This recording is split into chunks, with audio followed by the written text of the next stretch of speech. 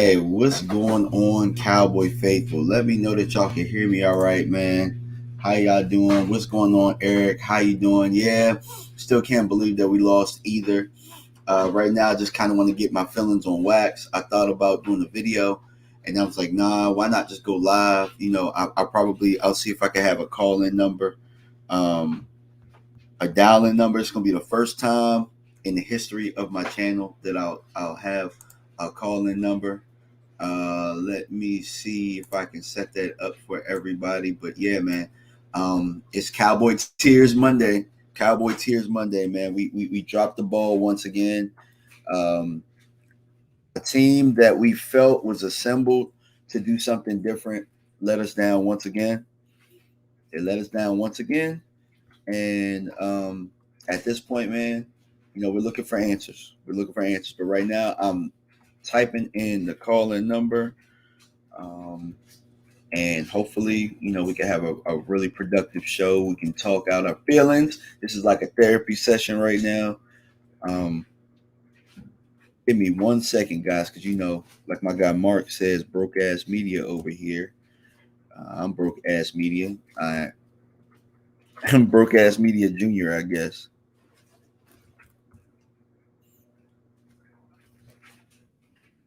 All right, so let me know if you guys can see the dial-in number when I put it up. But man, I got a whole bunch of notes right now. A whole bunch of notes. So I start going through some of my stuff, man. How you doing? How you doing? Hey, what's going on? My positives, man. We'll start with the positives because I'm a positive person. I like to, every time you reflect on something the next day, you think about the positives, and then you can go by the things that we could work on. There's a lot of things that we could work on. Positives though. Um, the defense has a young, solid core that we can build with. A young, solid core, and Micah, Diggs, Osa, Gallimore. We got some young boys we can build on. But special teams, they played their butts off, man. Definitely played their butts off. Definitely played their butts off yesterday. You know, shout out to the special teams, bro. Shout out to the special teams. Special teams was the best part of our game yesterday, and that's pretty bad. uh, um, why wasn't that draw designed to run out of bounds? I can't call it, bro. I really can't call it. That's not a play that I would have called, but it is what it is. Kathy Green says we need to trade Zeke and offense flow better with Pollard. Problem is, we always think about these trade situations. Who's going to trade for Zeke at this point? Look at his contract. At this point, Tony Pollard does not have a contract. Tony Pollard is probably going to play the free agency game. Probably will make some money on the market, money that we probably can't afford. I mean, people got to get that out of their head, trading Zeke and establishing Pollard, and not to mention too, like Pollard isn't the number one back. He's not a feature back. I think your better answer is to go ahead and draft a back that's going to be Zeke's replacement. That's probably your best bet. Pollard is probably gone. If he's not, even still, I mean, he's not a number one back. He's a guy that you can get the ball to. We just don't use him right. I look at how San Francisco uses Debo Samuel. Debo Samuel isn't just a receiver, but he's a guy that can run the ball. Why don't we use Pollard in that same light? Nobody would say, "Hey, make Debo Samuel your number one running back," even though he's probably the best with the ball in his hand. The guy that they have, Eli Mitchell, is a lot like Zeke. If you look at their offense, man, they just got the ball in the hands of the guys that they needed to do so, and we didn't do that. We definitely didn't. But I'm gonna touch on my points. We talked about positive special teams play well. I think personally, I thought Mike McCarthy had a solid season this year. And yesterday, I thought that he showed some passion and he really worked he worked the officials yesterday. I don't have a real problem with McCarthy other than the fact that he didn't take over the play calling. That's my only beef with Mike McCarthy. because Kellen Moore obviously showed that the moment was too big. He pissed down his leg, and he just was not. He was not ready for what came with the stardom of this team.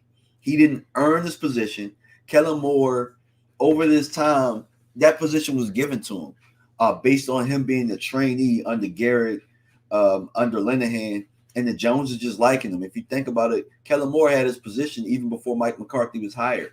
I almost want to say that Kellen Moore was somebody that they kind of, hey, when you're hired, you got to make sure that Kellen's running the offense, because for some odd reason, I think that he was the head coach in waiting. The issue with the Cowboys front office, in my opinion, is we're too reactionary. So instead of thinking out of the box for ourselves or having our own identity, we start doing what other teams do. They wanted to get this guy ready. They wanted him to be the next Sean McVay. They wanted him to be the next Kyle Shanahan. And obviously, it did not work out that way. It did not work out that way for us, guys. That's not who Kellen is. Kellen is not those guys. To be honest, I think Kellen probably should have worked his way up and continue being a quarterback coach or something like that. But, I mean, it is what it is. Let's see. Chris B said, no way Mike McCarthy had a solid season.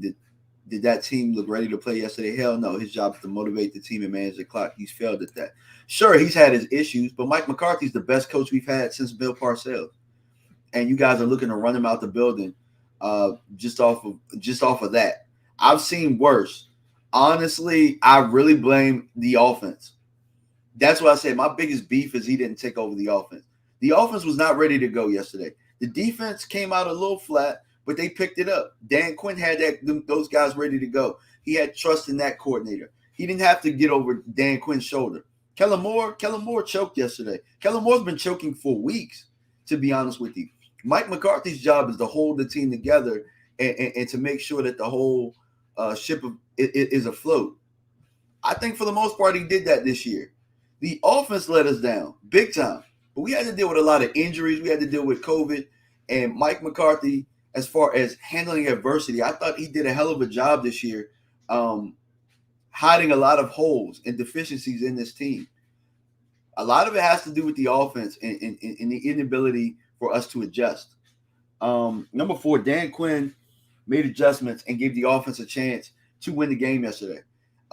The offense had multiple chances to win the game yesterday. Not even just the defense wasn't even the only thing that gave the offense chances. The special teams gave the offense chances as well. And the offense just shit the bed. It is what it is. You know what I'm saying? The offense, I can't even explain how bad it was yesterday with the type of talent and the guys that we have. Now, our offensive line, sure, there are things that we can, do to address it, but they're not that bad. I've seen worse offensive. The Kansas City Chiefs have a worse offensive line than we do. They have a worse offensive line than we do. But you know what? Andy Reid knows what the hell he's doing. He's been doing it a while, and they figure out how to adjust. Kellen Moore's problem is he doesn't know how to adjust. And this is to my con side. This is the part. This is the meat of what I'm going to talk about. Kellen Moore was unprepared yesterday. Kellen Moore has been unprepared against good teams throughout his tenure as the offensive coordinator. I think my guy Shango touched on it best. The offense is designed to matriculate a whole bunch of stats, but it ain't worth the damn when it's time to be worth something. There's no room for adjustment. There's no room for anything outside of, hey, this is the system. The system has no identity. Kellen Moore has no identity. Nobody here that's in this chat, nobody here in the world can tell me what Kellen Moore is good at. Nobody. And here's the crazy thing. I gave the guy credit, and I said, Kellen Moore is going to come out with this bag. I said, Kellen Moore is going to have a bag. Hold on. Something happened with my computer real fast. I said, Kellen Moore was going to come out, and he was going to be in this bag, and, he's auditioning for a head coaching job, and he's not going to let us down, and he definitely did. Kellen Moore shit the bed yesterday. Mama was too big. He makes no real adjustments, and I think that no real adjustments up front. Let's see. Well, the comments kind of touching on it right now, but Kellen Moore doesn't know how to make adjustments up front. So his way of solving problems is to keep throwing the damn ball, is to keep dropping back and throwing it.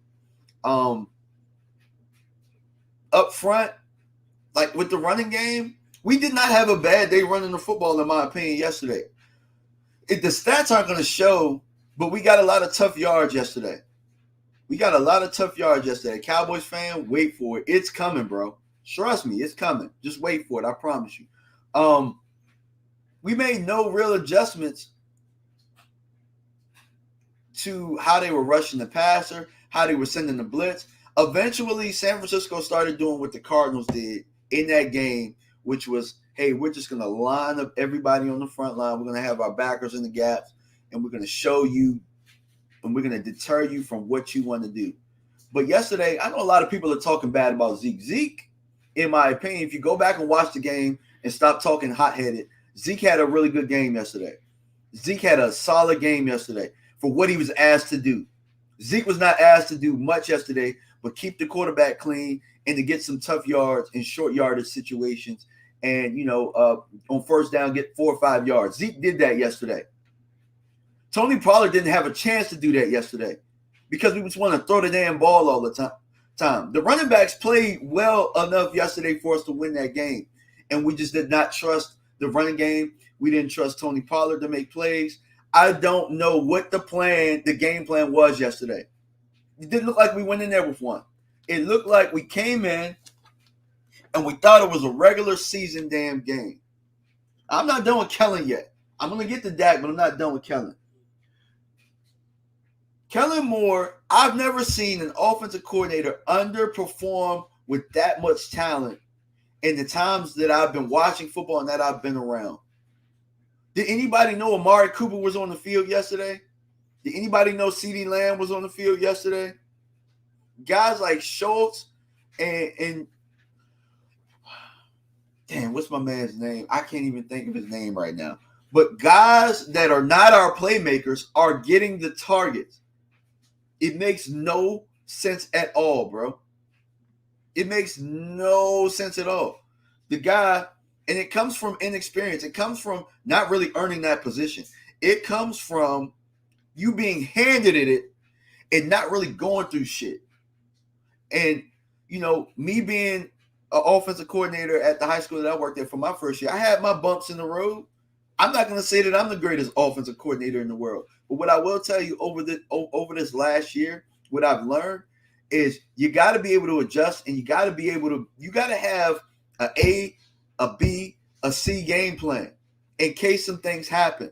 You got to have those things. You got to be able to adjust on the fly. You got to be able to see, okay, this is what they're doing. This is our counter to that. And I don't believe Kellen can do that on the fly. I don't believe that. You know what I'm saying? I don't believe he's equipped to have that because he's never gone through anything. All he's been handed is talent, and he doesn't know what to do if a team is equally as talented on the defensive side, or if the defensive coordinator has just has experience on the other side. Kellen was exposed throughout this year. Kellen was exposed, and I say it again. He got exposed probably in the Denver week. And the teams that can carry out the plan were able to do so. That secondary we played against yesterday was not a good one. That wasn't a good secondary that we played against. But like Vito said, Kellen is incompetent, man. Nice kid, but an airhead on the field. My man, he had brain farts yesterday. You know what I'm saying? He had brain farts. And, I kept hearing this, and I called into my guy Skywalker Steele's show, and I said this. I forget who was the guy I think it was Chris Arnold who said, I got word that Kellen's saving plays. They got a package for Pollard. They got all this stuff that they're going to whip out in the playoffs. Bullshit. I call bullshit then. Because In that Cardinals game, you had an opportunity as still being the number 1 seed. Why the F would you save plays, especially with you being in line with all of these head coaching opportunities? Why in the hell would you save plays? It made no sense then, and it absolutely showed yesterday that I was right. Kellen Moore was exposed and he's limited. The guy can pull out the bag for these sorry-ass teams out here, but when it's a team with a pulse, when it's a team that can punch you back in the mouth, he has no answers for it. The guy panics, and it showed. He don't have no. He has no way of adjusting. Just to keep it simple, if it ain't what it looked like on paper, the man ain't worth a damn. And yeah, I said it. I said it for what it is. And you know, Cowboys fan 91, you said Zeke needs to go. He's done. I don't think Zeke is done. I'm just going to be real. Zeke made a run yesterday. Zeke made a lot out of nothing yesterday. Y'all need to go back and watch that film. There was a toss play where the 49ers had it dialed up and they knew exactly what the play was. And they almost had him in the backfield. He had to make a cut, and he ended up with 9 yards. Against the Cardinals, he had a really good run. We're not utilizing our run game to how we can. If you look at it, Tony Pollard didn't have a great day on the ground like that either. It's Kellen Moore's inability to scheme up the run. The guy doesn't know what he's doing when it comes to adjusting up front. It's not Zeke. It wasn't Pollard. Actually, it's actually funny that you talk about that, but Pollard, there was a drive with Pollard in there yesterday, and you could just see the energy was shifting, and they took him out. They don't utilize our running backs right. Look at how the 49ers used Mitchell yesterday and how they used Deebo Samuel. That's exactly how our offense should run. But you know what? We don't know how to do it. We don't know how to do it. We don't know how to do it. Hey, Cowboys fan, I was a running back. Trust me, he's not done, bro. And to be honest with you, I'm actually surprised that he was able to do all of that with the torn PCL. But let's talk about that as well. Because apparently Tony Pollard, we're holding him back because he's injured. But Zeke is out there with a torn PCL. What kind of shit is that? Doesn't even make any sense. So we're gonna grind him down, but we're gonna save Pollard and not use him. What kind of it makes no logic. I'm telling you, Zeke's not done. The running game wasn't an issue yesterday. The issue was Kellen Moore. Because here's what I'm gonna tell you. When the passing game isn't going as planned, that doesn't stop us from throwing. That doesn't stop us from trying to figure out how to get the passing game going. It doesn't stop us at all. With the run game, we have maybe 1 or 2 bad runs or 1 or 2 runs where they pegged us at the line, and we stopped running and we stopped trying to figure out ways to get it going. That's the issue with the run game. Because I can show you flashes that Zeke is not done, and we just kind of go away from it. The running back that Zeke is right now, see, y'all are so used to the running back that he used to be, where he was young and he was youthful. He didn't take 1,000 hits. He's not the speed guy anymore. He's the guy that can get you 4 to 5 yards. He's the guy that can ground it out. He's the guy that can get you the tough yards. He can do the tough things that a running back's supposed to do. He's evolved. His game has evolved. Am I going to see Zeke as the top running back in the league, or he's a top 10 running back at this point? No, he's not. He's not. But y'all got to get out of y'all head that guy is that same young, youthful running back that he was. That's the toughest position to play, and it takes a lot of wear and tear. He's still good enough for us to win games. For some odd reason, we just don't know how to use him and Pollard. We don't do 2-back sets. We didn't do 12 personnel yesterday. We didn't do a lot of stuff yesterday. We didn't use Jarwin yesterday. We didn't use Amari. Amari was out there, guys. You know what I'm saying? Are we going to say Amari was done? I don't think Amari's done. Are we going to say CD is done? No. The offense as a whole just was not good yesterday, guys. It just wasn't. And let me get to Dak because I can be here all day. Somebody says we don't need flashes. We need, bro, what do you want him to do? What do you want him to do? Look at the game yesterday. They had everything pegged out. They knew exactly what we were doing yesterday. He got us tough yards. We barely lost any yards yesterday. It was all Kellen Moore. It was Kellen Moore, and it was the offensive line, and whoever the offensive line coach is. But let me get to Dak Prescott because we can talk about that all day. You know, Zeke is getting a lot of hell, but Dak probably deserves a lot more. He deserves a lot more heat than Zeke should get. Dak deserves a lot of hell. He deserves a lot of hell for how he played yesterday. Because if you look at the quarterbacks that won their games, the guys that are supposed to be the top level guys that we have been saying, oh, Dak is as good as these guys. If you look at those guys, they showed up in their games in the playoffs. Josh Allen showed the hell up. Joe Burrow showed the hell up. Tom Brady showed the hell up. Mahomes showed the hell up. You know, Jimmy G in the beginning of that game yesterday set the tone. Dak did not set the tone yesterday, guys. Dak did not set the tone yesterday as a guy that's supposed to be a top quarterback. They've given Dak him every opportunity to show that he's an elite, and that's the damn problem. That's the problem. That is the problem. Dak has had every opportunity, and I'm a Dak apologist. Dak did not show up. Yeah, absolutely.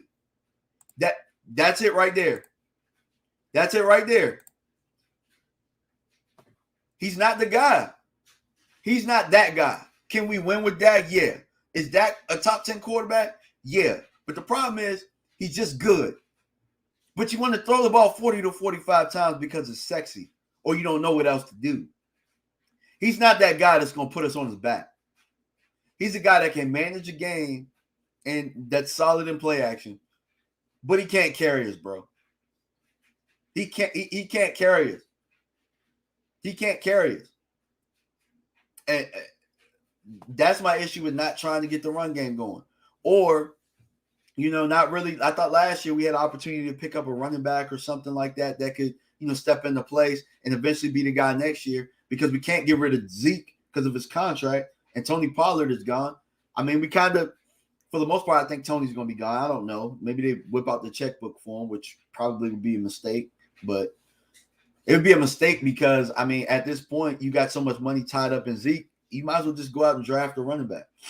But I only say that for the turnover because after next year, Zeke is gone. And then you get a young guy in there that can do what you can get a guy like Eli Mitchell. Eli Mitchell had a hell of a game against us yesterday, a playoff game, turning it out. You know what I'm saying? But yeah, back to Dak. Dak, in my opinion, didn't make the right plays yesterday. Dak held the ball in the pocket too long trying to make those effing hero plays. Dump the ball to your check down and play ahead of the chain. Romo was talking about that yesterday. I know that people see it as hate, but Romo was just speaking truth. You know what I'm saying? In the playoffs, I don't know how many times you guys saw Tom Brady yesterday. Hell, if it wasn't there, dump it down. You live to play another down. 2nd and 6, 2nd and 5. Dak is too busy at this point is trying to rip every big throw there is. In the playoffs, you got to keep your mistakes to a minimum. And you can't be 3 and out in the whole damn day. We had every opportunity. And this is between him and Kellen. The defense, you know, they made multiple stops yesterday. We get a rough in the kicker. We get a fake punt. Special teams showed up and gave us opportunities. We did nothing with that fake punt. We did nothing with that rough in the kicker. You guys understand that resulted in 0 points? Hold on, guys. Give me a second, man. I got to plug this laptop in. Give me a second.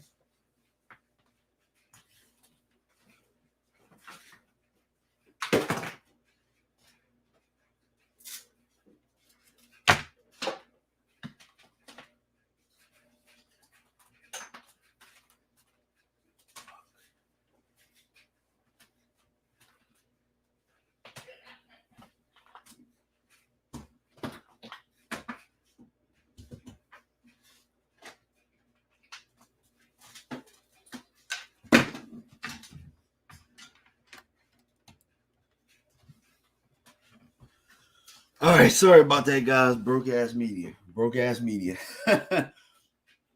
Oh no. Come on, bro.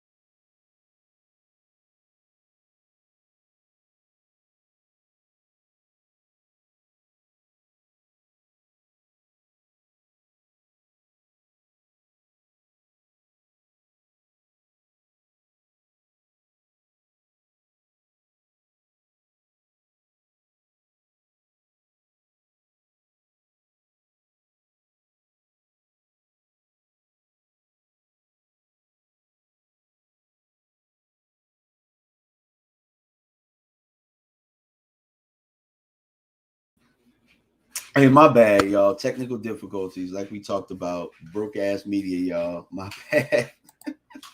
Oh man, I was unprepared like the Cowboys. Look, I got going so much that I forgot to plug in my laptop. So I set everything up real nice for everybody.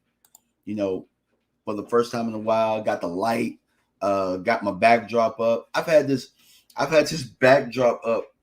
I've had this backdrop forever, and I've never really used it for a video. But I was like, you know what, man, I'm gonna do it today. I'm gonna do it real special. We're gonna talk it up.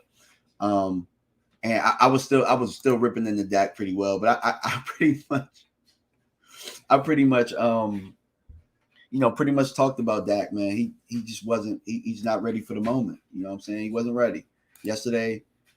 Yesterday wasn't a good showing for him. If you go back and watch that game, for those who like, I don't need to go back and watch it because I already seen enough, man.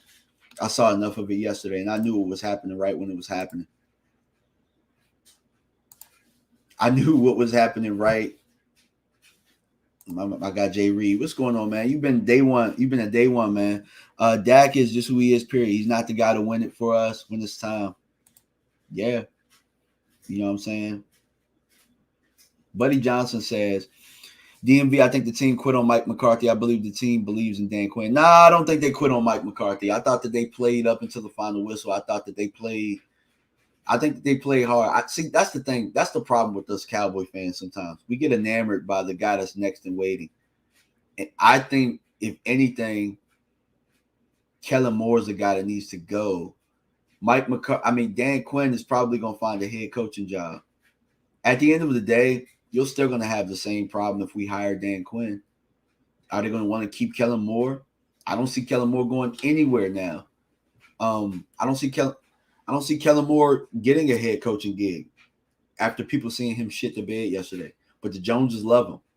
That's the issue. The issue is Kellen Moore. Kellen Moore has been our problem. He's been the thorn in our side. The stats aren't going to show, but the intangibles will. That man nuts up when he calling plays, man. It is what it is. And that's kind of where I'm like, Dak is good enough, but Dak needs somebody that's experienced. Dak needs somebody that's an experienced play caller or an experienced quarterback coach that's gonna, guide him the right way. Because at this moment, Kellen Moore he's just a baby, man. He's just a baby when it comes down to it. Yeah, Cowboys fan, I agree. He better go get that job in Jacksonville. I hope that they hire him. I really do. And Chase brings up a very point. Dak is going to need everything perfect in order to win the Super Bowl. Perfect run game, receivers, play calling, protection, O-line, and top-tier defense. I mean, we can say the same thing about Romo. Because Romo ain't get no further than Dak did. And Dak is better than Romo. Whether we want to admit it or not, Dak is just a slight hair above Romo. And both of them are in the same situation, which brings me to this point. It don't matter who the quarterback is. It don't matter who the players are. Players have come. Players have gone. Coaches have come. Coaches have gone. And it's still the same thing. It's this patty cake culture, man. And it also has a lot to do with the fact that we're officiated differently too, But with that being said, you don't go into a game like that flat. You do not go into a game like that flat. You do not. Maybe that's on your head coach. I don't know. So in my opinion, I don't think Mike McCarthy has done enough for it to be a fireable offense. But Kellen Moore has. Kellen Moore's been around this whole time. It's time to change the guard on offense, bro. We've been running the same damn scheme, we've been running the same principles for 15 damn years. For 15 damn years. And it's the same result. It's the offense. The defense, this is the best I've seen our defense look. We kept saying in the offseason, if we just get our defense from 30th to 21st, we'll win. Well, god daggone it, we're in the top half of the league in defense. Matter of fact, we might even be in the top 10. And it's still the same. It's the offense, and it has been the offense. That offense just does not win when it comes down to it. Chris B has a point. Yeah, but we paid Dak to be able to overcome not having all that, and so far he's failed. You're right about that, but also keep in mind other teams have paid their quarterbacks to overcome things, and Dak is far superior to them. Deshaun Watson hasn't won shit, and he got paid all that money. And look at him. He can't even get on the field. Kirk Cousins has gotten a lot of money. Look at them. You know what I'm saying? So, do I think Dak is good enough to win the Super Bowl? I do. But I don't think he can carry us. No. I don't think he's not Aaron Rodgers. He's not Tom Brady. He's not Patrick Mahomes. He's not those guys. He isn't. It is what it is. We know that. You had to have him, though. You had to have a quarterback, because what was the other solution? Would you guys have liked to, sign Gardner Minshew or something? Would you guys have liked Cooper Rush to start the whole year? You know what I'm saying? Like, it's the culture, bro. It's the culture. Don't matter who the quarterback is. Don't matter who the coaches are. That's why I'm like, you know what? We've seen Mike McCarthy win somewhere else. We've seen Mike McCarthy beat us multiple times somewhere else. Mike McCarthy don't look like that over there on the other side of the other sideline. We never think about this. We've never, as Cowboy fans, said, damn, Mike McCarthy can't coach and we still ain't win that game. For me, I'm thinking, man, Mike McCarthy outcoached the hell out of Jason Garrett. And it happened multiple times. It happened multiple times. Let's see. Well, then we made a mistake giving him 160 if he can't carry at some point. I like Dak, but I'm just calling it as I see it. And I'm not disagreeing with you at all. I'm not disagreeing with you. Yesterday was not a good showing. Dak choked yesterday. It is what it is. He did. He choked. He did what we talk about when we talk bad about Romo. Dak pulled a Romo yesterday. He did. The offense had ample opportunities to win that game, and we just did not do it. Let's see. Yeah, you're right, Chase Nichols. Because here's the thing. Playoff moments are made in those type of moments. Playoffs are made in those type of moments where you're like the pressure's coming up on you. They're running after you. You have nowhere to go. You throw it up. And Cedric Wilson, he could have stayed up too. So I just think that that play right there summarized what we are. We're just not ready. We're just not ready. And I don't know when we will be. Because I'll even say this. And there was arguments before about who comeback player of the year should be. Should it be Joe Burrow or Dak Prescott? Joe Burrow had the same type of play against the Raiders, and it resulted in a touchdown, though. It was if you guys go back and watch the Bengals or the Raiders game, if you can even go back and watch the highlights of that game, Joe Burrow had the same type of throw, close to stepping out of bounds, and it resulted in a touchdown. You watched yesterday, or the day before, you watched Josh Allen constantly make those plays. And those are guys that I argue that Dak is better than. But in that moment, those guys set the tone, and they set the tone early, and they constantly made those plays.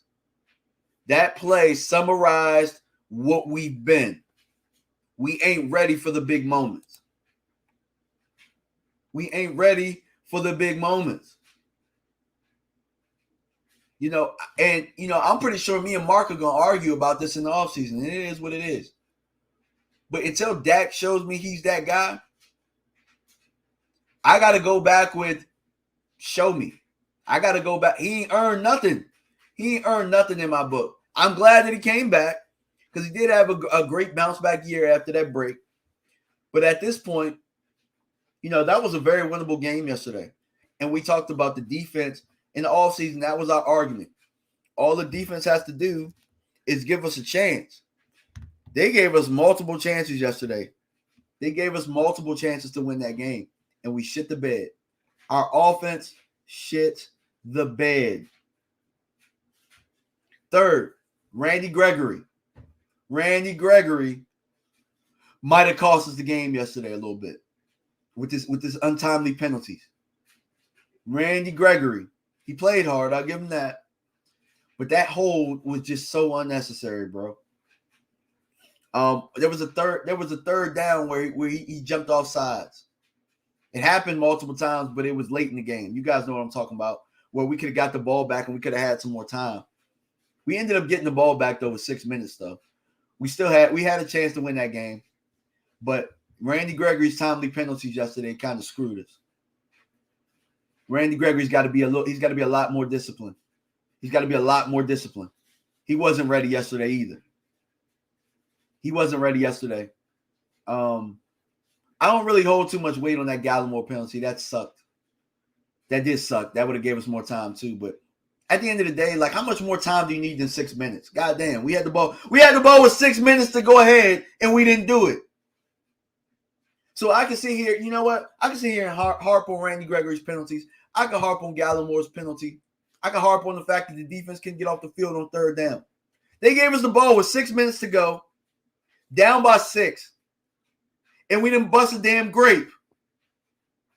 We didn't bust a grape. Yeah, facts.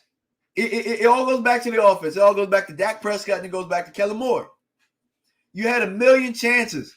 The Niners were begging to lose that game yesterday. They were. Jimmy G tried to give it away. The guy we killed all year, Anthony Brown, makes a play. He makes a play. and gets us in the and that led to us scoring a touchdown. Yeah, this is it right here. This is it right here. The moment's too big. He's gonna piss down his leg. Not really an athlete.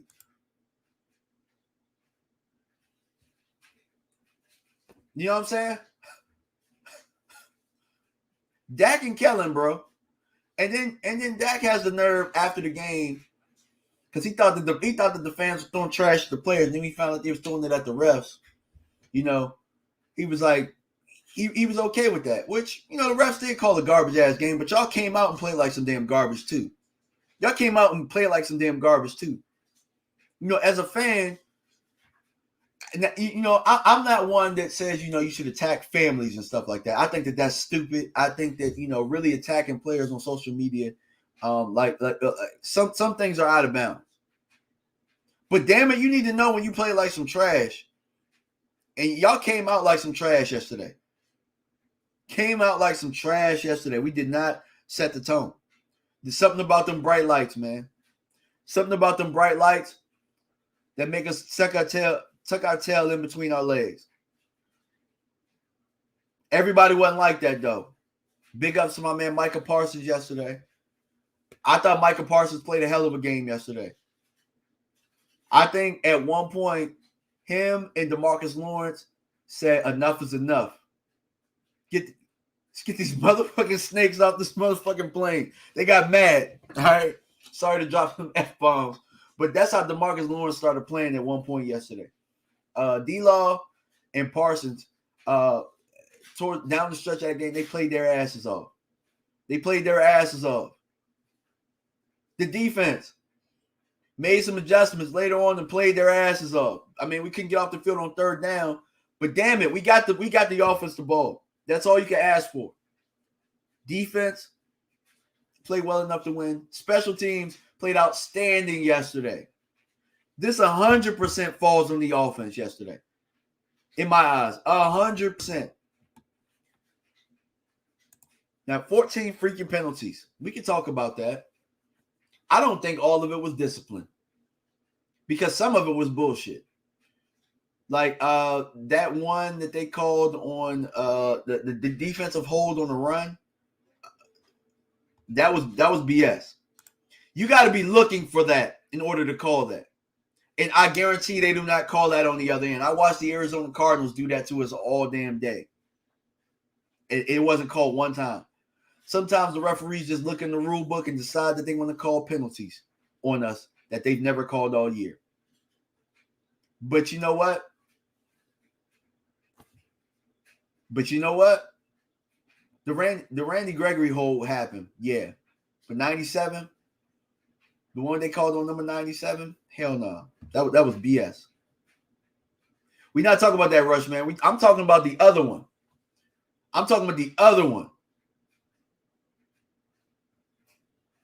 It was the other one that they called. That was crap. They called two defensive holding in one game. The Randy Gregory one was correct, though. That was just Randy Gregory was tripping. I don't know what he was thinking. The dude wasn't even in the play. That was a good call, but that other one was trash. That other one was garbage. Like, because it happened on the interior. Like, you had to look for that in order to call that. And it was a pivotal point in the game. It was a pivotal point. We were trying to get the ball back. We eventually got it back, but I'm like, man, goodness gracious. They didn't call, and if we're on the theme of hold penalties, damn, are we gonna call a hold on Micah Parsons? I'm not just talking about in the run game. I'm talking about when he's pass rushing. You can't bear hug that man. Hell, their first touchdown, Micah Parsons got bear hugged by Ayuk. He got bear hugged by Ayuk. Or we gonna talk about Trent Williams not getting set all damn game? We gonna talk about that? You know, all right, cool. If we're gonna be on the theory that the Cowboys are undisciplined, so are the damn 49ers, but they weren't. But see, they weren't called for how bad they were undisciplined. Trent Williams, sure, he got the false start late, But that was only all that he was doing all damn game. That was only all that Trent Williams was doing all damn game. That was only all he was doing. If you go back and watch the game, I don't even know if Trent Williams ever got set. The man was clicking his damn heels like he was Dorothy. Like he was damn Dorothy. Clicking his damn heels. He didn't get set all damn game. And I was calling it on Mark's channel. I was like, bruh, Trent Williams hasn't gotten set right. He hasn't gotten set all game. And they're not calling it. But it is what it is. You know what I'm saying? It is what it is. Because here's my thing about it. And this is where I talk about the culture. We know that we're going to get officiated differently. We know that we're going to have bad calls. That's why you can't afford to go out there and play like trash for 3 quarters. You can't afford to do that. And a lot of that had to do with execution. We weren't tackling well the whole game, but eventually we got onto that. But for 3 quarters, the players. Now, as a coach, you can say all of this. You can say, hey, I got to motivate this guy. I got to motivate that guy. You don't know until you're faced with it as being a coach. You can do all the motivation stuff all you want. You can call the perfect play. But if a player goes out there and pisses down his leg, or if a player isn't out there playing with urgency, all of that is for naught. All of that is for naught. I think some of that happened to the defense early in the game, but I think they picked it up. Offensively, nah, Kellen just didn't call it the game yesterday. But I'm just kind of defending McCarthy right now. McCarthy can talk to blue in the face with all the motivation and stuff in the world. But if you as a player don't come out there fired up, because I guarantee you, San Francisco came out there fired up, nobody's going to sit here and say Kyle Shanahan's head coaching went out there and got those guys motivated. I think he called some good plays, but I mean, for the most part, it really just came down to the Cowboys knew what they were doing. The Cowboys were bunched up against the run. Their guys ran through tackles. Their guys blocked. Their guys made tackles. You know what I'm saying? Sometimes playoffs come down to execution, and somebody talked about it where, you know, when all falls apart, Dak is supposed to do this. You were absolutely right, because that's what those playoff games are made of. Sometimes in the playoffs, there are good coaches too. And you can scheme up things and they can be right on top of what you're doing. Sometimes it's up to the players to have the urgency and to be able to execute under those dire duress situations. We didn't have enough of that yesterday on our side of the ball, and that's why we lost. In all honesty, that's why we lost. We didn't have the urgency, and we didn't execute when we needed to. It comes down to that.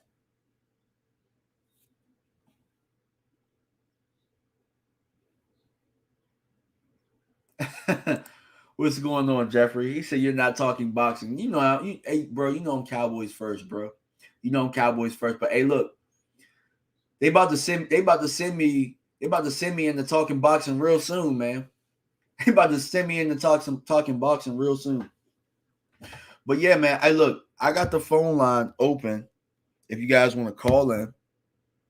I also, I'm taking questions right now. And you know what I'm saying? Let's talk about this thing, man. Let's talk about it. So I'm opening up the phone lines right now. Let's see if we can get this thing to work. I see. Hold on. Cowboys were flat out unprepared. I agree with that. More offensively than I do defensively. I think special teams were prepared like a motherfucker yesterday. I think special teams were prepared. Sorry for dropping the F-bomb, but that's how passionate I am about it. I did see the first drive. The team did look lost. And I see Dak clapping his hands and all of this stuff, but I'm like, dog, make a play. It ain't all on the O-line. Shit, do they clap your hands when you throw the damn ball in the dirt?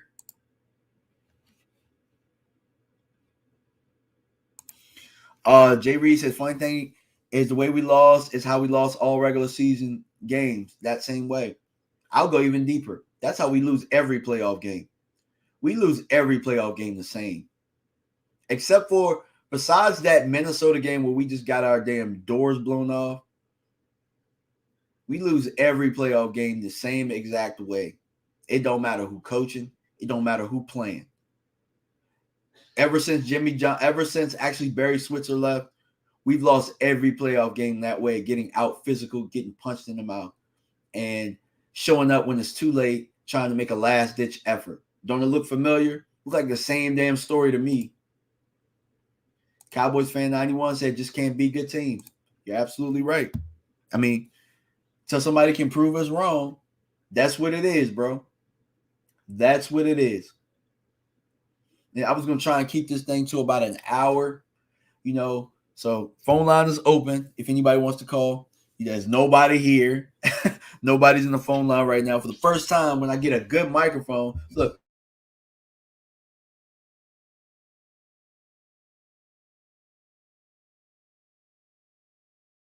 Well, for the first time, I get a good microphone and I set up the live stream in a way nobody wants to call in. Come on, man. Y'all can voice y'all frustration, man. But look, we lose the same way all the time. It'd be one thing if San Francisco just blew our damn doors off. It kind of pisses me off even more knowing that you guys just played one quarter of football. Where the hell was that urgency at all game? I can see defense trying to, fight to get back in this thing. I can see defense doing that. But the offense, man, I just did not see it, bro. I just did not see it. You know what I'm saying?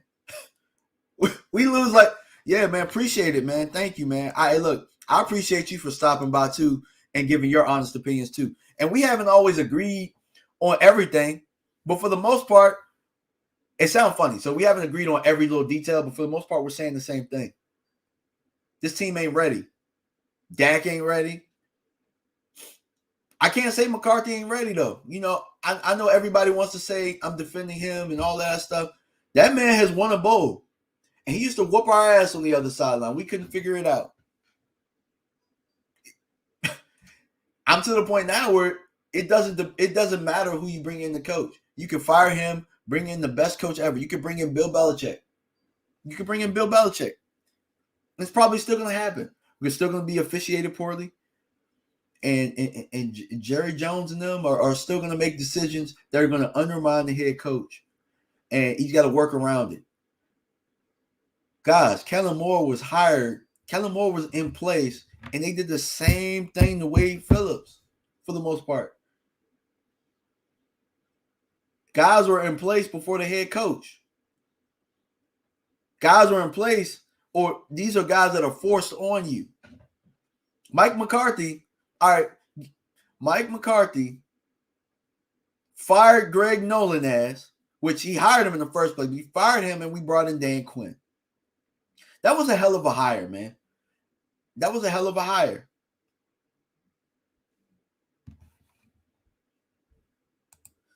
Let's see. McChubbs was there for the ride. He ruined Rodgers' prime years. Yeah, well, we're going to see what Aaron Rodgers does now. Because Aaron Rodgers did the same shit last year without McChubbs. And he's probably going to do the same thing now. That Green Bay team ain't that good. I know I'm saying that on the wake of us getting eliminated. Green Bay ain't that good. San Fran might beat them next week. San Fran has the formula on how to beat that team, and especially beating them in the cold. Do not be surprised if San Fran makes the upset and beats Green Bay next week. Do not be surprised. Aaron Rodgers has his issues too. Mike McCarthy in the building or Mike McCarthy out of the building. All right, Rush, man, we'll see. We'll definitely see if Rodgers will win it all this year. Because they've been struggling against bad teams, bro. They've been winning, though. I'll give them that. Hell, for the most part, we've been beating the hell out of bad teams and struggling against good teams.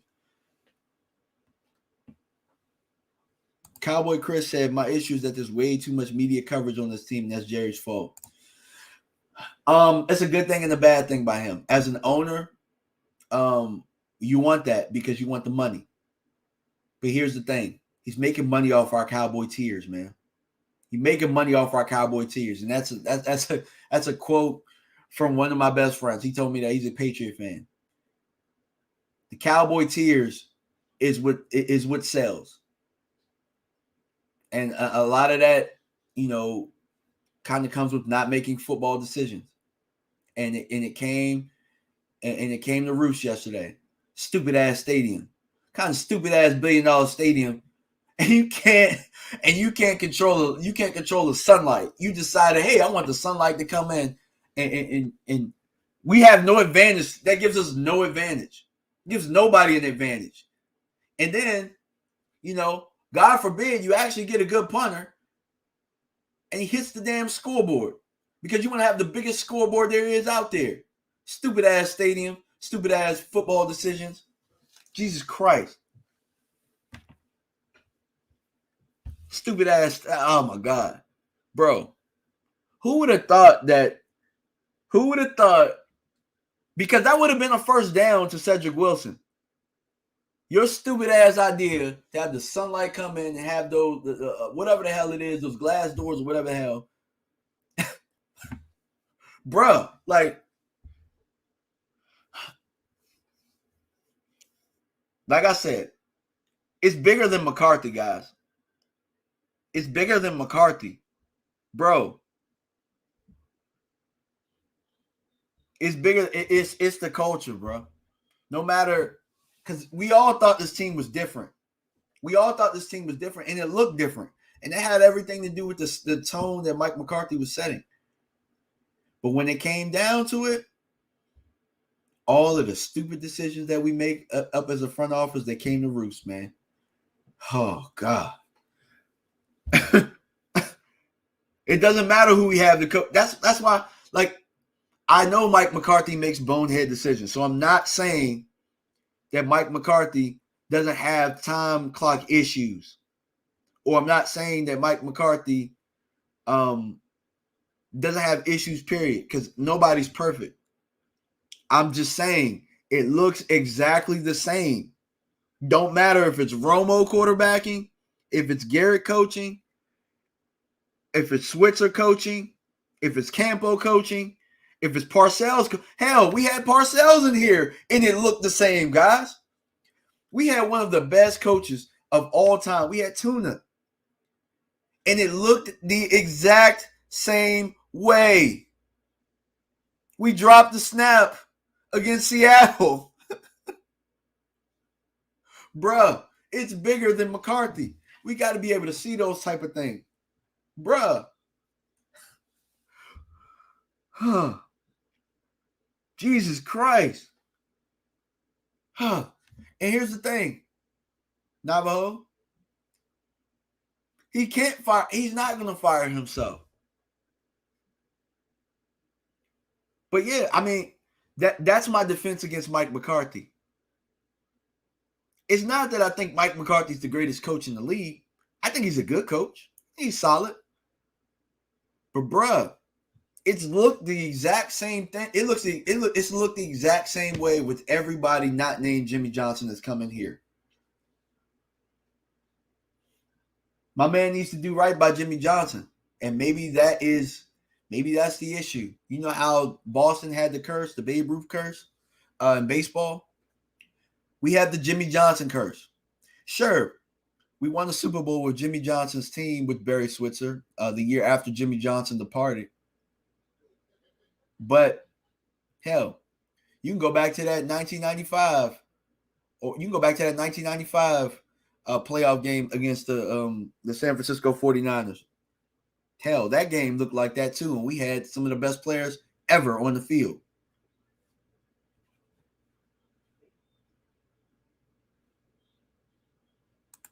Somebody said, remember Green Bay 16, Seattle 0, fourth quarter.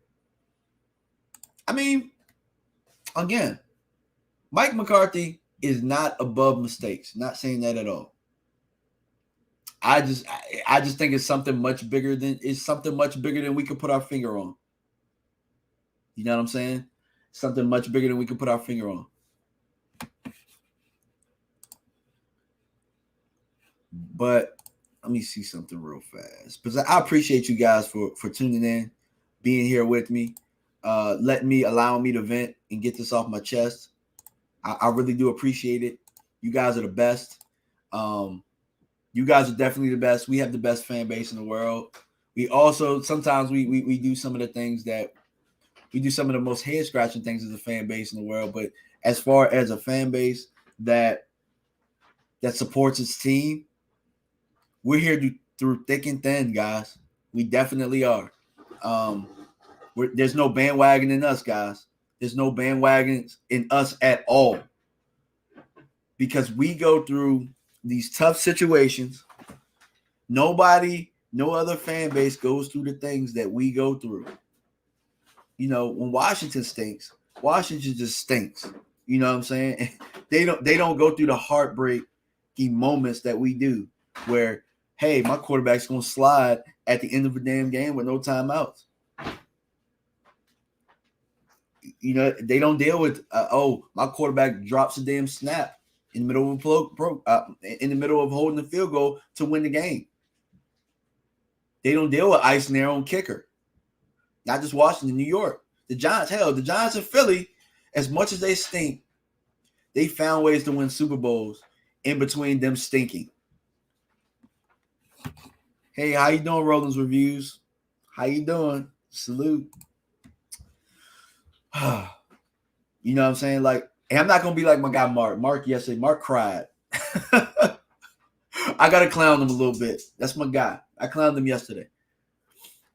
Mark cried over this. But for me, I'm at a point now where it just does not bother me as much. Doesn't bother me as much. You know what I'm saying? Like, I can get over losses much easily now because I'm numb to it. This is a toxic relationship between the fans and the team. This is that girl that we can't get over. Appreciate the super chat, Kyle. Definitely a terrible product. Definitely. Roland's Reviews. I'm devastated. I'm not as devastated because we lose the same way. I can't put my finger on it, but if somebody is doing some voodoo magic against us, can you please lift this curse, man? Because we don't deserve this as a fan base. Miss Kathy, the phone, it should be on the ticker below. So it should be 605-313-4346. And then the access code is right there. Let me see if I can put that on another banner for you. Let me see if I can put that on another banner for you. That way it'll stay up.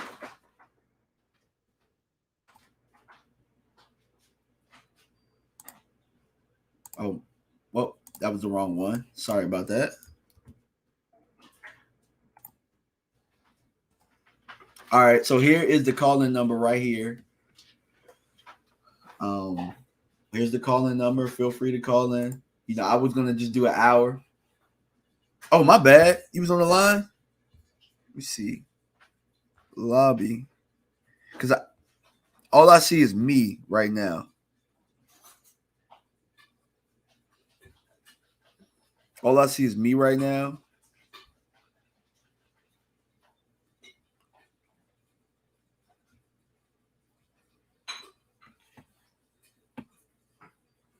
Yeah, what's going on, man? What's going on? Y'all can vent your frustrations as well, man. Because look, like I said, there ain't no fan base like us. See Rose Reviews. I think Mark cried because he's older than you, DMV. Mark has more years behind him than in front of him. That's why we are devastated, DMV. But here's the thing about you guys that you guys got to experience that I didn't get to experience, even with you guys. Because see, I was alive and I remember watching all three of those Super Bowls we won. Growing up as a kid, I thought that happened every year. I thought it was supposed to happen. You guys got to witness some of the times in the 80s when we won Super Bowls as well. You guys got to witness that, and I didn't get to witness that. You guys have got to witness more Super Bowl wins than I have. You know, as my whole time as an adult, the Cowboys have been pretty much what Kyler Murray said. We've been ass. That's what we've been. Hold on. So I think somebody calling in.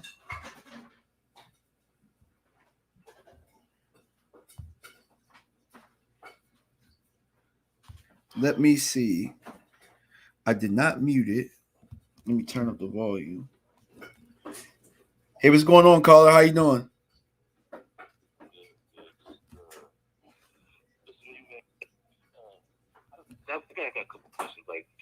the scheme, man. Like, because this is the thing. Like, we know we're going to be stuck with Dak. Like, Dak's not leaving.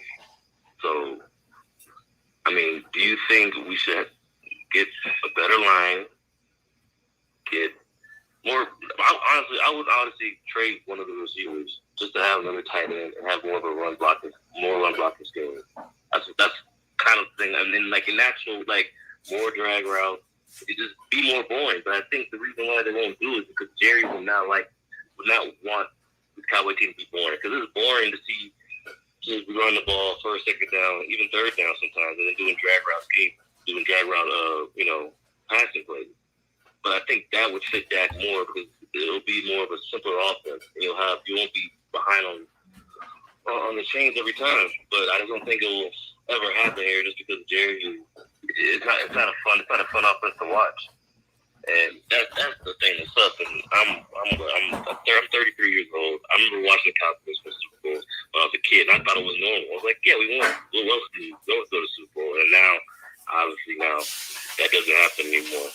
But yeah, it was crazy to me. It's crazy to me how I honestly don't know what the Cowboys are going to do, because I just don't think Jerry will ever allow the Cowboys to be boring like that.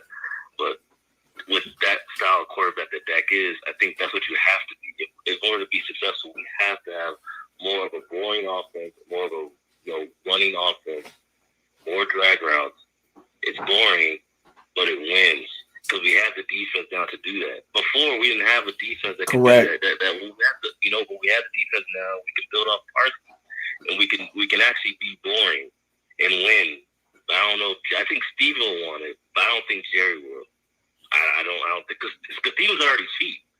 Mm-hmm. He's already cheap, so he doesn't really care about flashiness. McClay's gonna give us guys. It's just Jerry, man, and I don't think it's gonna ever happen until Jerry passes, man. Unfortunately, I hate to say it, but I mean that's where it's at.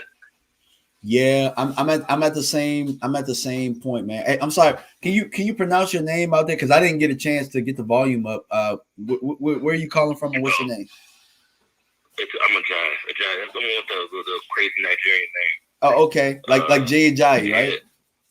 Yeah, like Jay Ajayi. Okay. I'm from Dallas, but now I live in Kansas City of all places, so I get to see here Mahomes pretty much all week, man. So. Yeah, but you know what though, man? Look, everything that they've got, they deserve. Everything they've worked for it. They got a great head coach who calls plays. Or actually, you know what? They have a great coach who has an offensive coordinator, and they work together pretty well. Him and Eric Bieniemy. Patrick Mahomes makes plays when he's supposed to make them in the postseason. Those guys, the defense makes timely turnovers. I mean, I know it's rough, but I mean, they're doing things that we're just not. You know what I'm saying? Like, they're doing things that we're just not. I think that you were on the point. I think you were on to something when you said that, we don't want to win ugly. And I think it's more so about, like you kind of pointing out or maybe alluding to, is the fact that doesn't sell tickets. It's not sexy. And that's the issue. Is it about winning games, or do we want to win our way? That's the sad thing, man. That's why I just like just watching this stuff. Just like, man, because what makes it worse is everybody in the media picked the Dallas Cowboys yesterday. It wasn't like everybody thought they were gonna get upset, and then to actually get upset just makes it even worse. Because to me, I would rather have it if we were expected to win and we lost, or if we just got blown out. And the thing about the Cowboy games is they always do this. Yeah. They always try to come back at the end, so you have to watch the whole game. And say, I'm like, great. They came back, and I'm watching the whole game to see if they can actually come back. And then ends off a QB draw off things. And Dak hasn't ran a lot this whole year. That's what's so ironic. Like, yeah, I'm going to run now. With a QB draw to end the season. I was just like, wow. That's like, as entertainment, man. Jerry sells tickets with that, man, because everybody enjoyed it, especially people that are not Cowboy fans. So yeah, definitely. That's all I had to say, man. Just wanted to rant a little bit.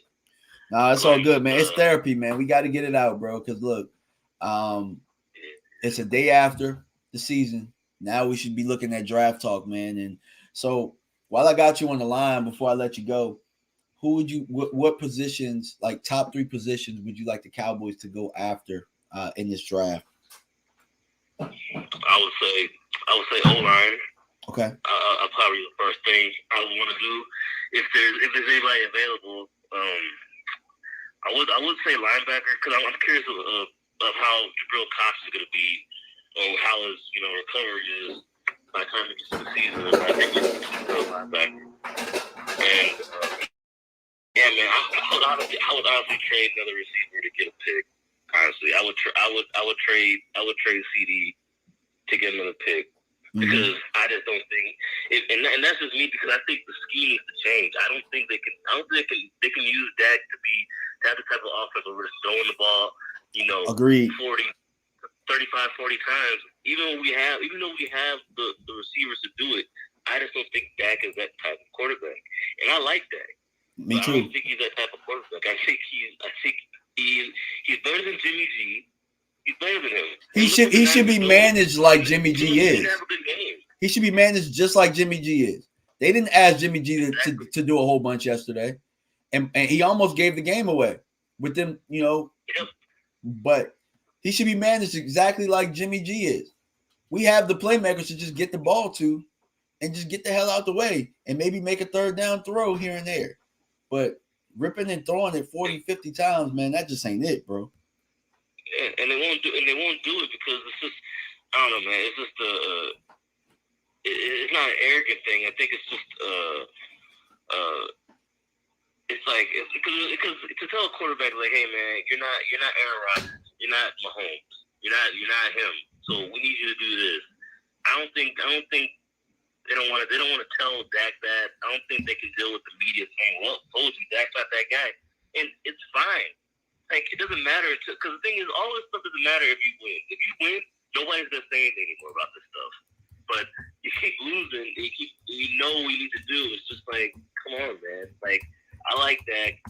Dak's an okay quarterback. We can win with Dak. We have the pieces to win with Dak. And even the thing is, with all the offensive firepower, you can even show all these guys, you can at least trade CeeDee Lamb and get some picks and get an O-line. That's really what I want. A better O-line, because you can run the ball of anybody, I feel like. You can get a running back, you'll be fine. But and the thing is, another thing, I'm from Dallas, so I'm a Mavericks fan, and the Mavericks to me, and this is I don't know if you follow NBA, but as a Mavericks fan, Mark Cuban is way worse than Jerry Jones. Way worse, because Mark Cuban can't find talent.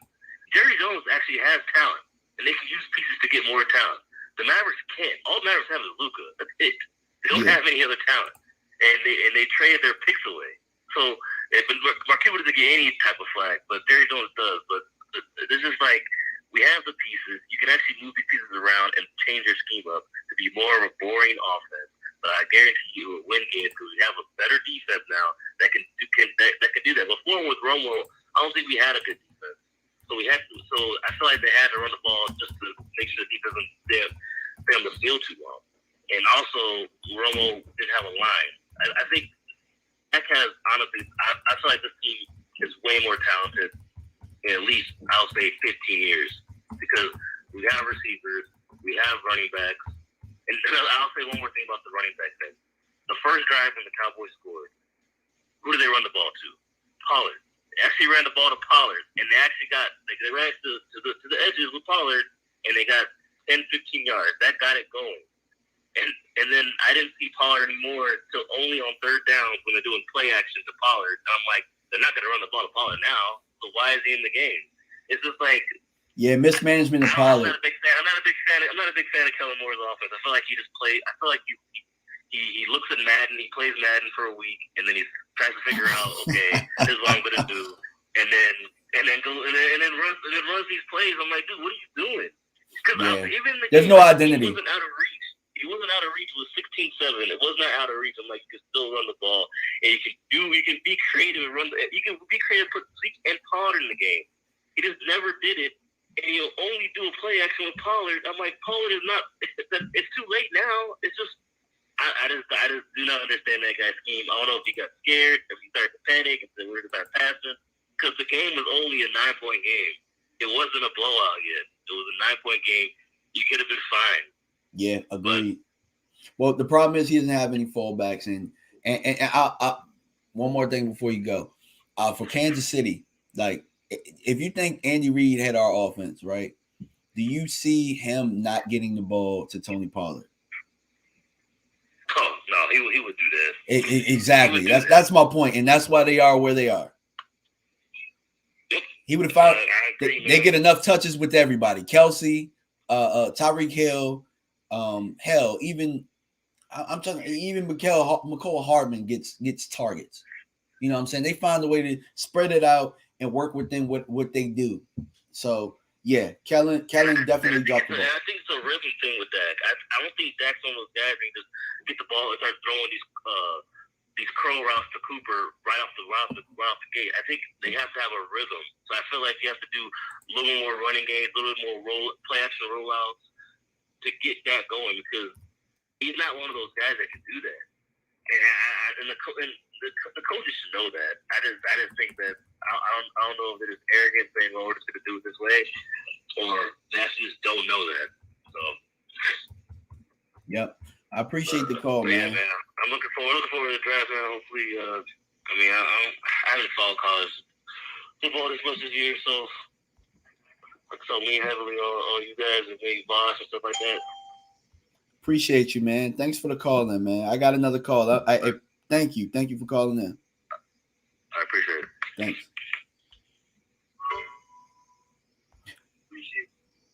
Another caller. 901. I think I got it. Hold I can hear you. Okay, is this Roland's Reviews?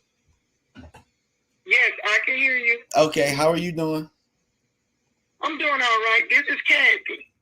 Oh, this is Kathy. How you doing? How you doing, Miss Kathy? How you doing? Long time no talk. I'm doing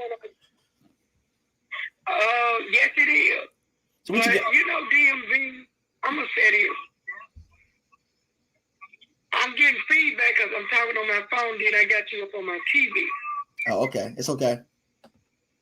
But what I'm going to say is, if you looked at that whole game from the beginning, when Dallas defense came out, they let San Francisco went straight down the field, not get 3 points, but get a touchdown. Mm-hmm. Then, if you when our offense came on the field, they looked like they were somewhere else. The whole team, the whole setting was totally off. I mean, that came out. I agree with you. The play calling was totally off. It was not no good play call through the whole game. Dak missed those. It was those that went to CeeDee Lamb that really could have went to Amari or Cedric Wilson. But I looked at it all set out. The reason why I made that comment, maybe they need to trade Zeke, was because if you notice something, in the caller before me said the same thing. He said, when Tony Pollard got in the game, they flowed down the field. Pollard out. Zeke came in. They did get the 7 points, but it looked like they flowed a little bit more better. Now, one thing that I do love that Zeke do, he can block better than Pollard. I'm at the point, I'm frustrated, but I'm frustrated at the way it's like the offense didn't even come out to play. And if you actually look at our secondary gave up pass plays that they really shouldn't have gave up. It was a lot of passing plays that the 49ers got that they played. Excellent observation. Excellent. And I looked at that. Trayvon did. Yeah. He didn't play. And even if you look at Trayvon did, when he played off a little bit from his receiver. And I don't like that because it's like he gave him a little too much yards. They was playing so off from them. So if they didn't get it on the ground, they was able to go for what the defense gave them. And the defense gave them enough yards every time to get a first down. If you look at it, and they had some calls. Randy Gregory did. But yet and still, that line did play and Parsons played. But if you look at our offense, they did not come together as a whole. I looked at Amari Cooper when he gave Dak a kind of look, because I could tell he was kind of a little frustrated. Because maybe it was some calls that should have went, some plays, maybe throws that went to Lamb should have went to Amari. If you look at Amari, been in there, but Lamb looked like he kind of froze a little bit. Dak. Yeah. Moment might have been too big for him. It could have been a little bit too big for him. It's a great observation. DMV, that wasn't the first time Dak done played in a playoff. Yeah. So Dak could have done, to me, he could have stepped up a little bit better. I just don't like the play calling. Our offensive line needs to be rebuilt because Connor Williams is not ready. If you look at Lyle Collins is too slow. Terrence Steele played that position at right tackle better at the beginning of the year, better than Lyle Collins did. Mm-hmm. If you think about it. And then if you look at it too, you know, they just got to start putting in pieces. I believe Zeke maybe can be better if he wasn't injured or if we had a better line. We don't have a better line. We do miss, somebody made in the comment, we miss Travis Fritz. We do. Yeah, absolutely. We definitely do. We definitely because, miss him. Our center, he's not there yet. Be honest, not there yet. Yeah, he got his lunch taken yesterday. He definitely did. Yeah, yes, he did. And I'm used to the Tony Romo days where I saw Tony Romo. I mean, not Tony Romo, but Roger Staubach win a Super Bowl in Denver. I saw that. I was a little bitty girl. I saw that. I've been following Dallas for years. I saw when I can't call his name, when Roger Staubach threw him the ball in the end zone, we had a chance to win that game with Pittsburgh, and he froze, he dropped the ball. I saw those times. I saw the 3 Super Bowls in the 90s. I saw that. But I know, too, that if Jerry take his hands off, I believe Mike McCarthy can be a lot more better with the team. In essence, if you look at Mike McCarthy, and like he tiptoed with Dallas, instead of Mike McCarthy may not want it, Kellen Moore to be our offensive coordinator. Because if you look at it, I'm going to be honest with you, Kellen Moore is not ready for it. And I'm afraid that he might not get the job, and we're going to be stuck with him. Mm-hmm. You're right. I don't want to be stuck with him. I'd rather for him to move on and let bring in somebody else or let Mike McCarthy do the play call. Mm-hmm. He did good enough to get a Super Bowl. Yeah, I agree. I agree with that 100%. And beat us in Dallas. He did good enough to do that. Mm-hmm. Yeah, you're right. Let him go. Because if you think about it, if you actually think about it, Mike McCarthy, Aaron Rodgers ain't still Aaron Rodgers what he used to be. He good, but Aaron gets that thing out to people and they make plays. Like, it's not like Aaron making a whole ton of sexy throws at this point. Sometimes when the running backs got to grind out yards, they grind out yards. If you got to get it to Adams real quick, he get it out to Adams real quick, and they get him going. Those are things we don't do. And if you think about it too, DMV, if you actually really look at it, when Tom Brady went into Tampa, what did Tom do? He had them start putting pieces in place. He sure did. Even during if you look at the draft, they drafted offensive linemen. He went out and brought in what's his big tight end that played with him for Gronk. Patriots? Yeah, he made them go trade and get Gronk. Yep, he sure did. He had him bring in Gronk. What'd he do? He had him to bring in What's the wide receiver that walked off the field just the other week? AB, yeah. Yep, Antonio Brown. Bring in AB. He started adding pieces. He built the team. So it ain't the fact of, okay, Dak is not ready. It's the fact of you got to have all the pieces. Tom built him a line when he first went into Tampa. That's what one of Winston's problem was in Tampa. He didn't have a line. Number one, he had the arm. He didn't have the line, so it forced him to make a lot of mistakes. But I said all that to say, you got to build a team. Everybody got to have pieces and a team around them.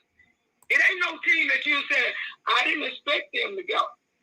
Because I was scared DMV for that game yesterday. Because why? We lost to Arizona. We let them came in and boom, rushed us in our own stadium, them in Arizona. Then if you look at it last year, Green Bay, was that last year or year before last?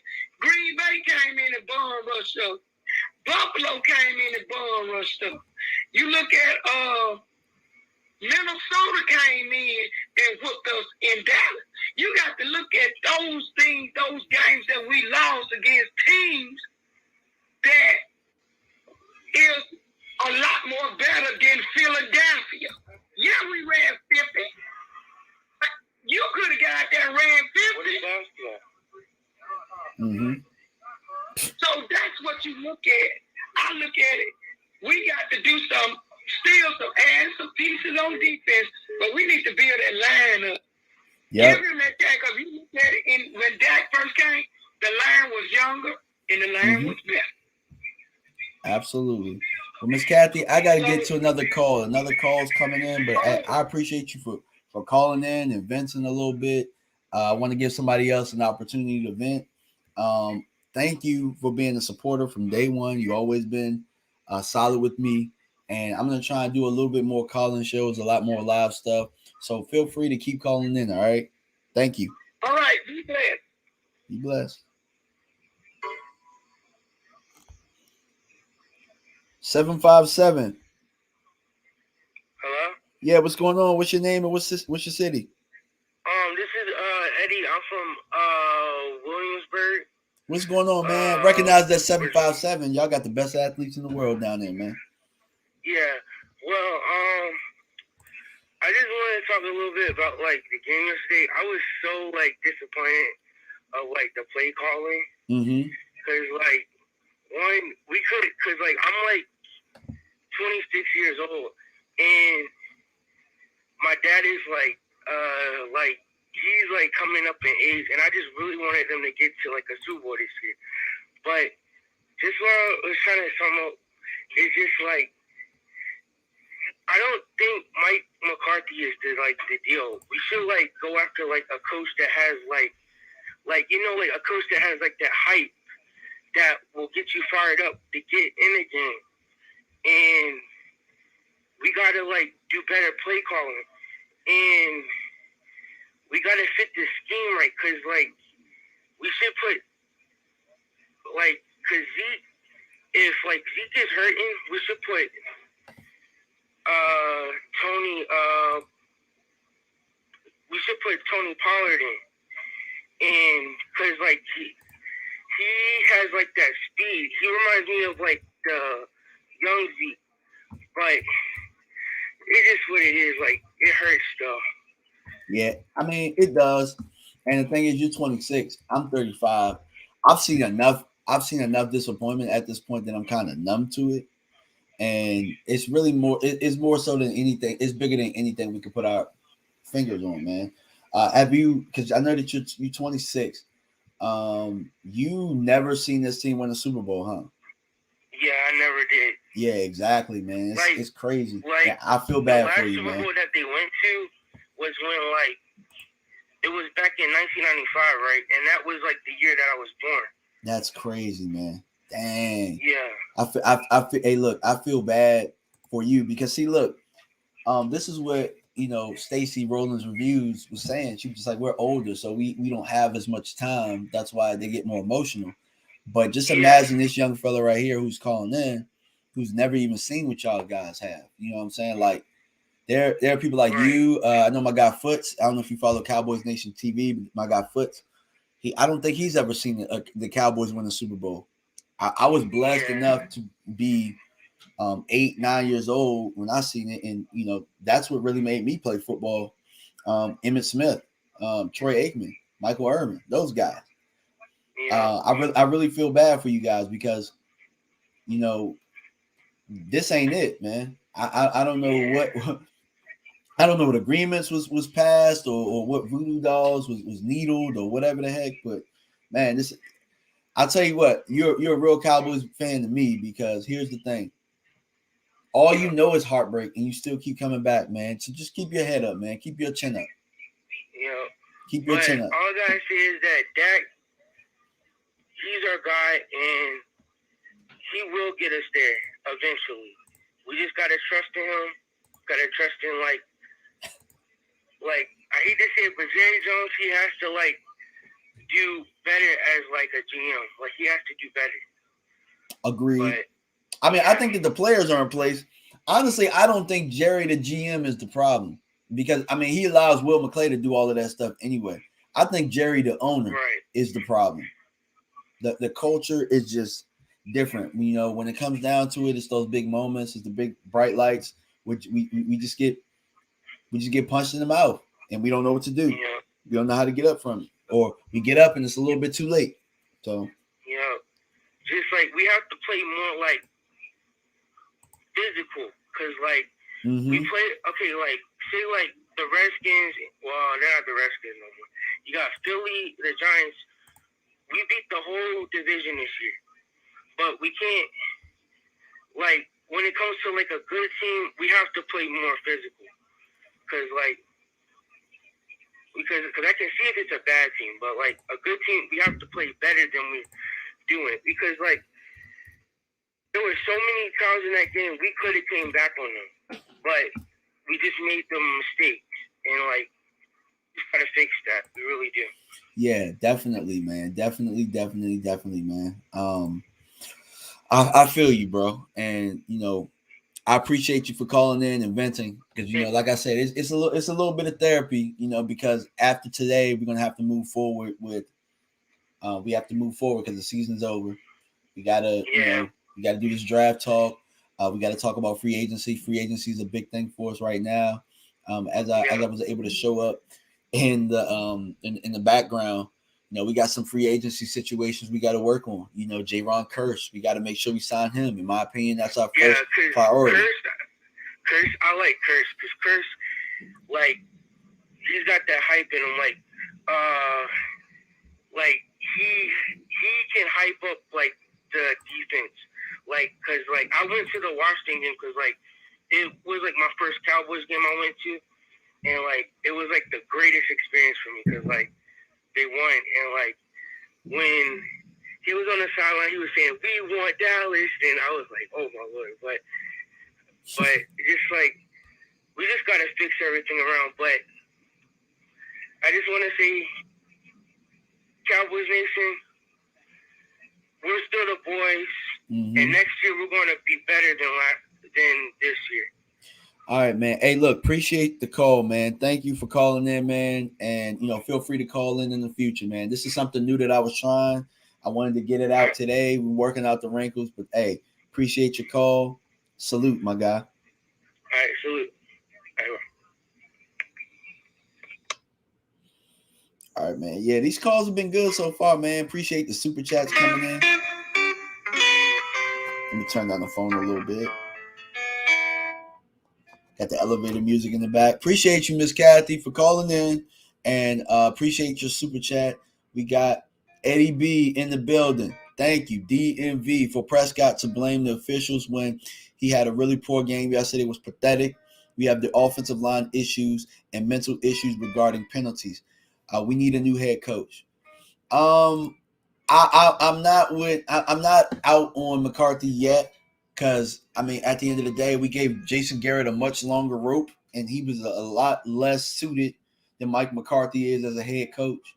But I do think Kellen Moore came in inherited from Garrett, and we still have that mentality. And it looks the exact same way it has for the 15 years we've had that sorry-ass stat-producing offense, but that offense doesn't do anything for us when we need it to. So I personally think we need to switch gears on the offensive side of the ball and give Mike McCarthy one more chance. That's where I'm at, where it comes there. Jackie Smith. Hello, DMV. So disgusted, so heartbroken. Mike McCarthy has to go. Kellen also. But the rumors are Mike will get fired here in Dallas. I just don't want Kellen to be the head coach. He's not ready. And that's actually one thing that I did hear. I heard that. Hold on, caller. Hold on real fast. That's one thing that I did hear. I heard that they might be promoting Kellen the head coach, and hell no. Nah. If that's the case, bro, I'm going to take a hiatus until that guy is fired out of Dallas, because he didn't earn one damn thing. He didn't earn one thing to be head coach. He's been given everything since he's been in Dallas. He's been given everything. He's had every opportunity to put us in the right situation, and the guy has choked at every turn. So if your solution is bringing in Kellen Moore, and I'm not saying to you, Miss Jackie, I'm talking about Jerry Jones and them. If your solution is bringing in Kellen Moore, make him the head coach, man, I can't support that. I can't do it. All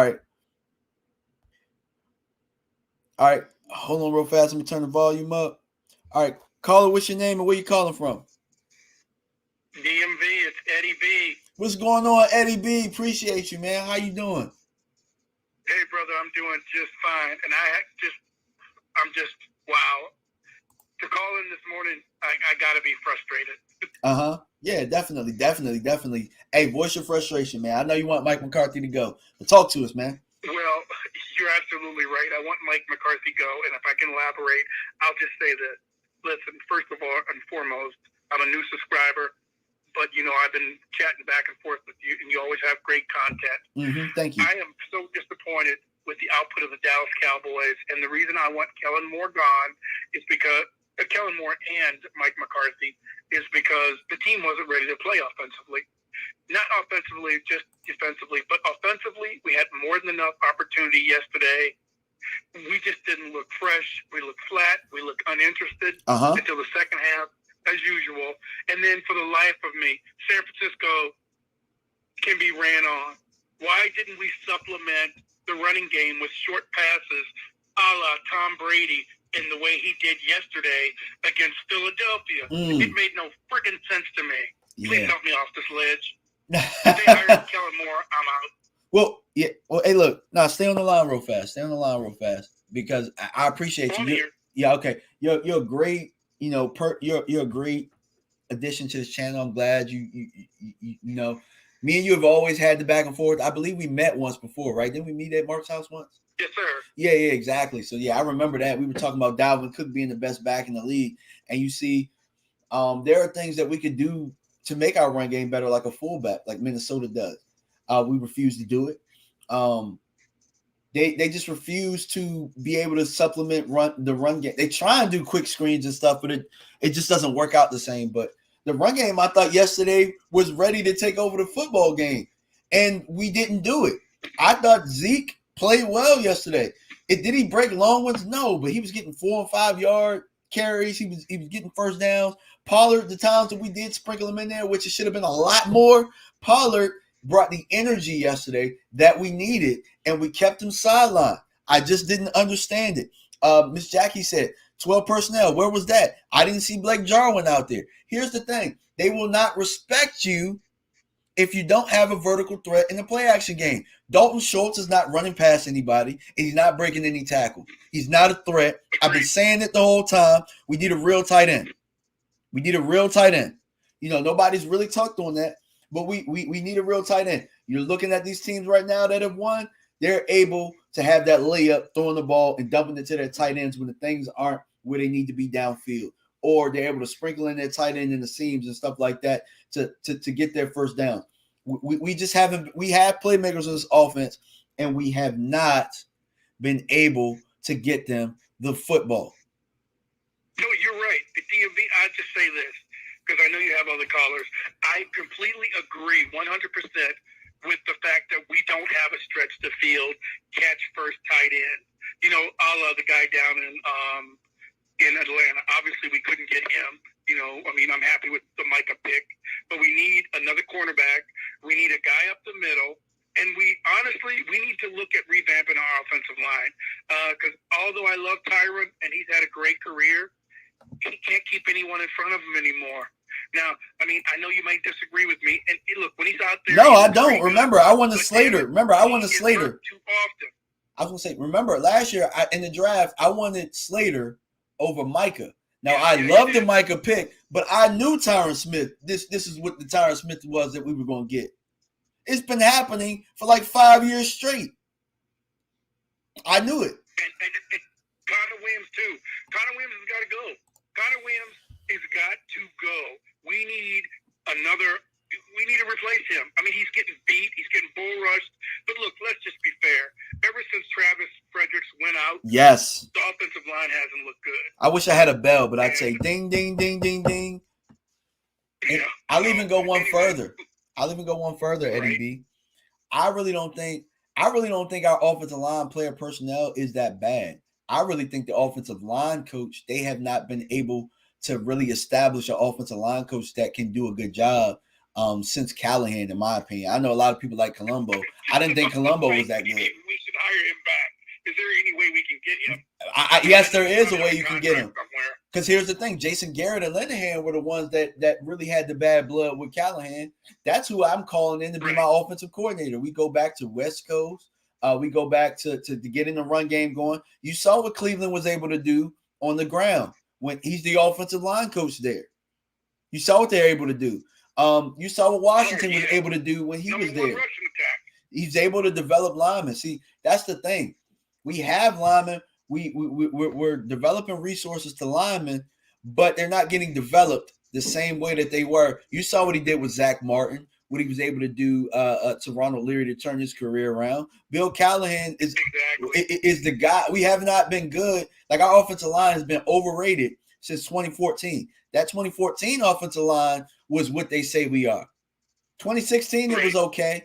Also, too, you know, a lot of people hated Doug Free, but Doug Free was the Papa Bear of that offensive line, and he had those guys ready to go and in line. Who's the leader now? Oh, yeah.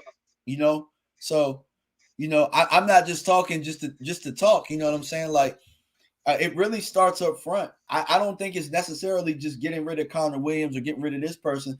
I don't think that I think we need an offensive line coach that or a guy that's going to be the OC that actually understands what it is to adjust up front.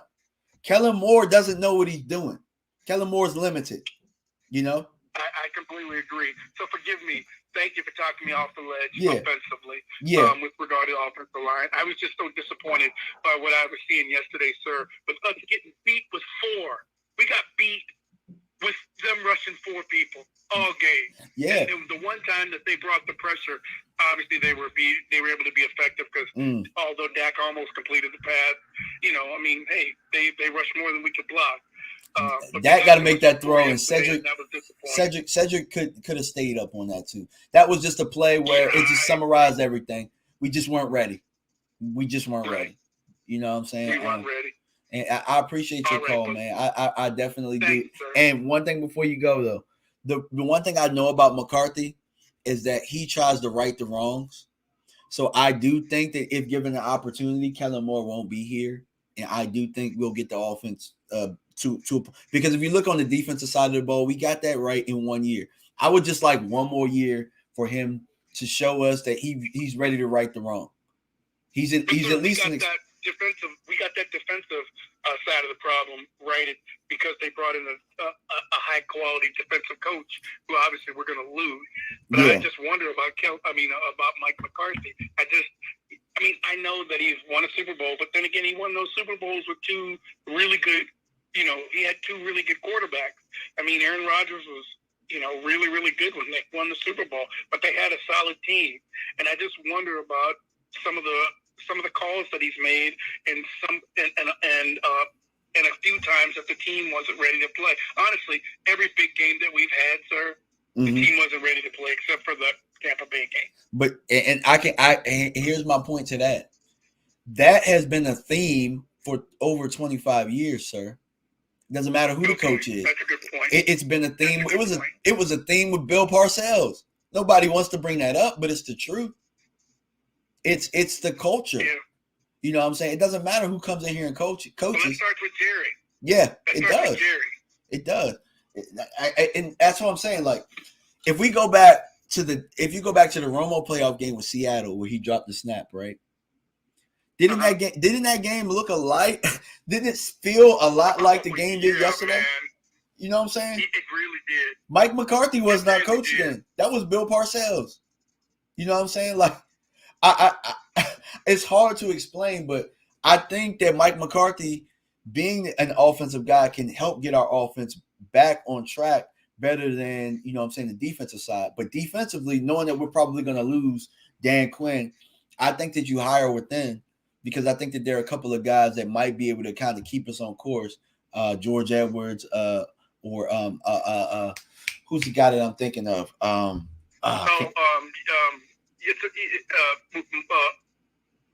I know the guy you're talking about. You guys were talking about. Yeah, we were talking about it last night. Yeah. But defensively, we need another guy that's going to step up the middle. We were just getting gassed yesterday. Yeah. There's some good defense. There's some good DCs on the market too. So I don't think that it's just that Dan Quinn can, you know, have our defense right. I mean, hell, Flores is out there. Fangio is out there. There's a couple of guys that probably would want to come in and coach that young boy, Micah Parsons. So it'll be a defensive coordinator's dream to come in here and coach this defense behind What Diggs. about the Minnesota Vikings coach? Mike Zimmer, yeah, absolutely. It's actually crazy because you bring up Mike Zimmer. The last time that our defense was this good was probably under Mike Zimmer, and we were the number one defense in the league. That's yeah, absolutely. So I would be good with Mike Zimmer. I love the content. Yeah, appreciate you. I'm sorry for cutting you off. I love the content. I got to go. I got to get back to work. Hey, but I love the content. I couldn't help myself. I love the channel, man. And I was trying yesterday on Mark's channel to try to get you subbed up and that's all good. Tip challenge and all because it's really good content. And you always maintain a sense of evenness about you. You're not like me or the other fans where you just blow up. You always maintain a sense of normalcy, and you see through the ups and downs, and that's one of the things I love about your channel. I appreciate you. You and Mark, I just love your channel. All right, thank you, man. Thank you so much. Appreciate it. Thanks. Hey, man, that was an excellent call. My guy, Eddie B, I appreciate him for calling in. Definite home. Yeah. Okay. Yeah, I appreciate Eddie for calling in. But see, the reason that I'm able to kind of keep things level, and you know, that's not to, you know, talk bad about. I really hate talking bad about coaches because at the end of the day, it's not easy. It's not easy at all to go out there and coach a game. You know, I've been coaching high school football for 10 years. This year was my first year as a offensive coordinator. I'm gonna turn off the line now. You know, appreciate everybody for calling in that did. All participants are muted if they can unmute. All right, yeah. I appreciate everybody that called in that did. My first year as an offensive coordinator, it had its ups and downs. You know, there were people in the stands talking about me like they talk about Kellen Moore. And what it really came down to is just the ability. You know, I had never been in a position before as an offensive coordinator. I've been a wide receiver coach and in charge of the passing game. But little things like getting the run game going, being able to adjust on the fly, those are things that the first couple of games, you know, I just wasn't accustomed to. You know, I was used to maybe calling the JV offense, but the varsity offense was a little different. So growing pains were, you know, they were expected, and I went through it myself. And eventually, you know, I got to a point where I got comfortable. I knew how to, you know, put together a script. I knew how to have plays ready and set things up. And, you know, I think that, you know, I got the most out of our offense this year. So I understand what it's like. And sometimes when you're on that sideline, you have to be able to, you got to be able to, you know, zone in on the things that's around you and not really worry about the chatter. Right now, we're part of that chatter. But I can tell you that Kellen Moore, the moment was a little bit too big for him yesterday. It definitely was. And I kept trying to tell people that the whole, I'm saving plays for the playoffs thing. I told people that was BS. I told people that was BS because in games that you feel like you need to win in order to like, hey, let me get to the number one seed, like you don't hold plays back. Or a guy like Pollard, if that's your playmaker, you don't hold him back. The issue is Kellen didn't know how to implement everything because Kellen had never been through it. He still hasn't been through it. Kellen doesn't know. He knows the passing game, but the little details of getting the run game going or fronts or how they're sending pressure and all that stuff, he's just not there yet. And the problem is that we got a lot of guys in their primes on the offensive side or a little bit past it or about to be past it, and the window is closing. And he's learning on the job. And that screwed us yesterday. It really did. You know what I mean? And it is what it is. I see you guys in the chat talking about Dak Prescott, and I mean, I agree with both sides. I don't think you can find too many guys that's better than Dak, but he ain't it right now. It is what it is. Dak had every opportunity yesterday. Dak had a chance to set the tone at home, and he didn't do so. I give him and Kellen Moore most of the blame for yesterday's loss. Both of them weren't ready. I don't understand for the life of me why Dak was not ready. But he's still a guy that I think we can win with going forward. But throwing the ball 40, 50 times and having him carry us on his back, that's just not what he is. And it's time to realize that it's time to understand that he's a good quarterback. He's right around top 10, right around the, maybe 8, 9, 10 area as far as quarterbacks go in this league. And I think he can probably manage a game if you somehow get the run game going around him. But as far as the guy that you're trying to make this elite guy that is, that is carrying, the squad, that's just not who he is, man. Not at this point. Maybe he'll never be that, and that's fine. But at some point, we're not doing him a service by putting the coaches, the offensive coordinators or the quarterback coaches around him. We're not helping him there. Like Kellen Moore is not really helping Dak reach his ceiling, in my opinion. I think Dak can be a little better, but I just think with a better play caller, he would be way better. And here's an example. If you bring Eric Bieniemy in, or if you had Andy Reid, let's just say in a crazy world, Andy Reid is able to, be our head coach or our offensive coordinator. Do you guys believe Dak would be left like a deer in the headlights like he was yesterday? Because a lot of the time, Dak is out there fending for himself because he got an offensive coordinator that probably don't know much more than he does. But he was handed that job. You know what I'm saying?